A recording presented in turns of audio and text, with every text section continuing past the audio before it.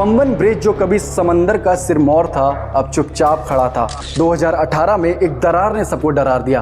2013 में एक नौसैनिक बार्ज ने इसके खंभों को हिला दिया। 2022 में जंग ने इसकी नींव को इतना कमजोर कर दिया कि रेल यातायात को हमेशा के लिए रोक दिया गया। पंबन ब्रिज सिर्फ एक ढांचा नहीं, ये प्रतीक है हौसले का, जुनून का और समय के साथ बदलने का, जो कहती है मैं हारा नहीं हूँ, मैं बस एक नई शुरुआत करने के लिए तैयार हूँ। पंबन ब्रिज की जिंदगी आसान नहीं थी। ये समंदर का आलम था। नमक भरी हवाओं ने इसके लोहे को चंग से भर दिया। 100 साल से ज्यादा वक्त तक इसने ट्रेनों को अपनी पीठ पर ढोया, यात्रियों को मंजिल तक पहुंचाया।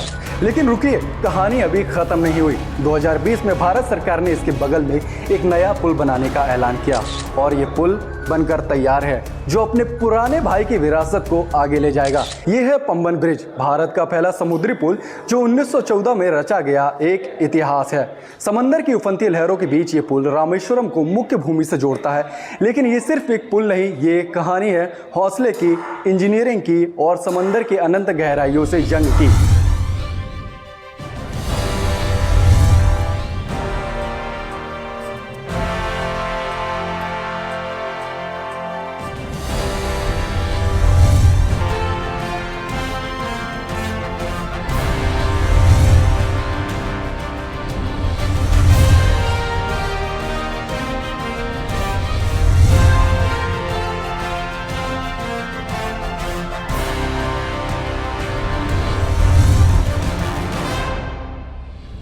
सोचिए 1914 का वो दौर जब इंजीनियरों ने समंदर को चुनौती दी। 2 किलोमीटर से ज़्यादा लंबा ये पुल 143 खंभों पर टिका है। इसके बीच एक खास हिस्सा है डबल लीफ वेस्क्यूल, जो जहाज़ों को रास्ता देने के लिए खुलता और बंद होता था। हर बार जब ये हिस्सा खुलता, मानो समंदर खुद सलाम करता इस इंसानी हौसले को। लेकिन रुकिए, कहानी अभी खत्म नहीं हुई। 2020 में भारत सरकार ने इसके बगल में एक नया पुल बनाने का ऐलान किया और ये पुल बनकर तैयार है, जो अपने पुराने भाई की विरासत को आगे ले जाएगा।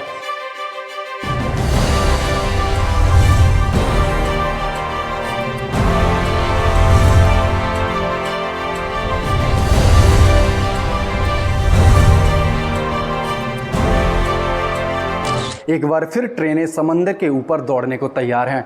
कल रामनवमी के पावन दिन पर पीएम मोदी इसका उद्घाटन करने जा रहे हैं। अब पंबन एक बार फिर समंदर की लहरों के साथ तालियां बजाने को तैयार है। ये हो रहा है उस पावन धरती पर जहां भगवान राम ने लंका विजय के लिए सेतु बनाया था। आज उसी धरती पर एक नया सेतु बना है, प्रगति का, विकास का और एकता का। यह सिर्फ एक रेलवे पुल नहीं, बल्कि भारत के सपनों को साकार करने का प्रतीक है। पंबन ब्रिज सिर्फ एक ढांचा नहीं, ये प्रतीक है हौसले का, जुनून का और समय के साथ बदलने का। आज जब आप इसकी सैर करें तो एक बार इसके खंभों को छू कर देखिए। आपको सुनाई देगी उसकी धड़कन, जो कहती है मैं हारा नहीं हूँ, मैं बस एक नई शुरुआत करने के लिए तैयार हूँ। लेकिन पंबन ब्रिज की जिंदगी आसान नहीं थी। ये समंदर का आलम था। नमक भरी हवाओं ने इसके लोहे को चंग से भर दिया। साइक्लोन की तेज हवाओं ने इसे बार बार आजमाया, फिर भी ये डटा रहा। 100 साल से ज़्यादा वक्त तक इसने ट्रेनों को अपनी पीठ पर ढोया, यात्रियों को मंजिल तक पहुंचाया। हर बार जब ट्रेन इस पर से गुजरती, लहरें तालियां बजाती और हवा गुनगुनाती, शाबाश पंबन। लेकिन हर कहानी में एक मोड़ जरूर आता है। 2013 में एक नौसैनिक बार्ज ने इसके खंभों को हिला दिया। 2018 में एक दरार ने सबको डरा दिया और फिर 2022 में जंग ने इसकी नींव को इतना कमजोर कर दिया कि रेल यातायात को हमेशा के लिए रोक दिया गया। पंबन ब्रिज जो कभी समंदर का सिरमौर था, अब चुपचाप खड़ा था, अपनी आखिरी सांसें गिन रहा था।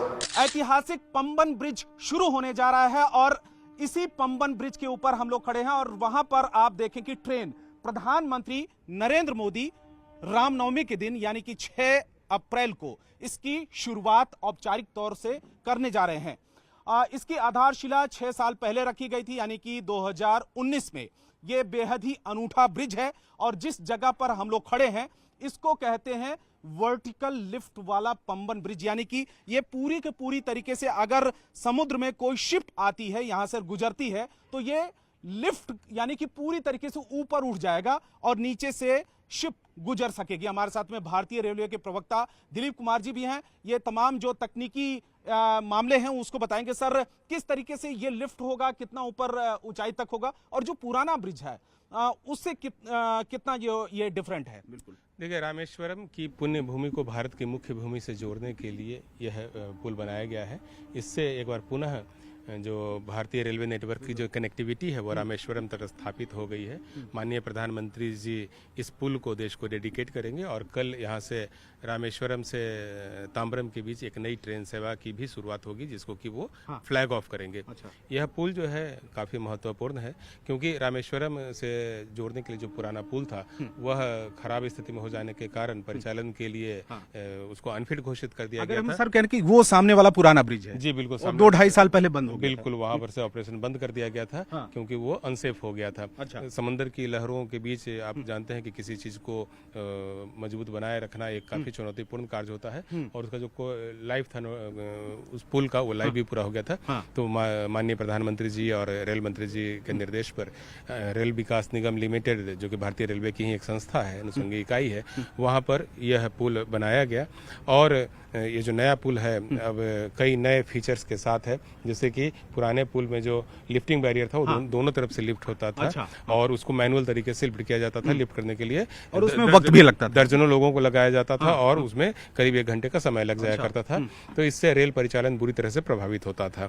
अब ये जो पुल बन करके तैयार हो गया तो इसमें इलेक्ट्रो मैकेनिकल सिस्टम जो है, इलेक्ट्रो हाइड्रोलिक सिस्टम एक्चुअली इसमें लगाया गया है, और इसकी मदद से मात्र 5 मिनट के अंदर इस वर्टिकल स्पैन को जो है 17 मीटर की ऊंचाई तक लिफ्ट किया जा सकता है। हम लोग जिस जगह पर जिस हिस्से में खड़े हैं ये पूरा का पूरा हिस्सा ऊपर चला जाएगा। बिल्कुल 17 मीटर की ऊंचाई तक यह जा सकता है, और इसका जो टॉप मोस्ट पॉइंट है वो सी लेवल से 40 मीटर की ऊंचाई पर है, जहां भारत का ध्वज आप देख सकते हैं कि लहरा रहा है इसके टॉप पॉइंट पर। और हम लोगों ने ऐसी व्यवस्था की है कि जो सिस्टम स्थापित किया गया है इसमें मैनुअल इंटरफेरेंस कम हो, और ये पूरा का पूरा सिस्टम जो है वह हाइड्रोलिक सिस्टम पर काम करे। और यहाँ से श्रीलंका की दूरी भी बहुत कम है। अभी तक रामेश्वरम तक जाने के लिए जब तमाम लोग जाते थे तो ट्रेनों के जरिए नहीं जा पाते थे। नहीं, मतलब 2-2.5 साल से वर्षों से ट्रेन परिचालन होता रहा है। पिछले 2.5 सालों से ट्रेन परिचालन स्थगित कर दिया गया था, क्योंकि पुराना ब्रिज जो है वो अनसेफ घोषित कर दिया गया था। अब ये नया ब्रिज बन गया है तो भारत के हर हिस्से से लोग सीधे रामनाथ स्वामी जी के दर्शन के लिए रामेश्वरम आ सकेंगे। इससे देश के करोड़ों लोगों को फायदा होगा। साथ ही जो रामेश्वरम की जो इकोनॉमी है वो मजबूत होगी।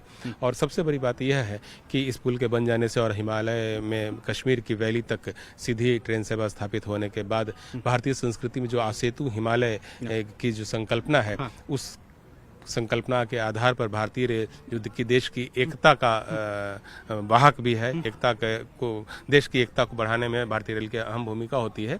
तो अब रामेश्वरम से लेकर करके कश्मीर तक भारतीय रेल के माध्यम से हम एक दूसरे जगह पर जा सकेंगे, और इससे जो है राष्ट्रीय एकता को मजबूती मिलेगी।